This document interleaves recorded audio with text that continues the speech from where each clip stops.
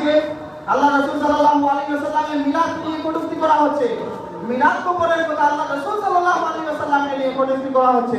আজকের এই মাহফিল থেকে আমরা বলবো, এই বাংলার জমিনে তালামিল ইসলামিয়ার কর্মীরা, আঞ্জুমানে আল-ইসলাম কর্মীরা যতক্ষণ পর্যন্ত এই বাংলার জমিনে জিন্দা রয়েছে, বেঁচে রয়েছে, ততক্ষণ পর্যন্ত কোনো মুস্তাফি রাসূলের জায়গায় বাংলাদেশে হবে না।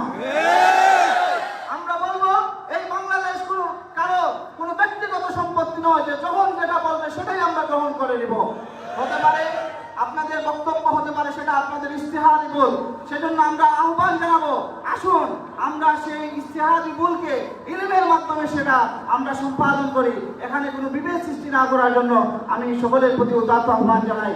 আজকে যারা এই র্যালিকে এবং আলোচনা সভাকে সুন্দর করার জন্য সর্বোচ্চ প্রচেষ্টা অব্যাহত রেখেছেন এবং পরিশ্রম করেছেন, সবাইকে মোবারকবাদ জানাই।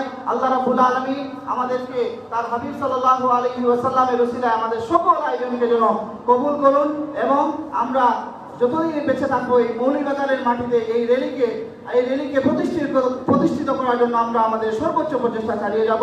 ওয়া মা তাওফীক ইল্লা বিল্লাহ। আসসালামু আলাইকুম ওয়া রাহমাতুল্লাহ।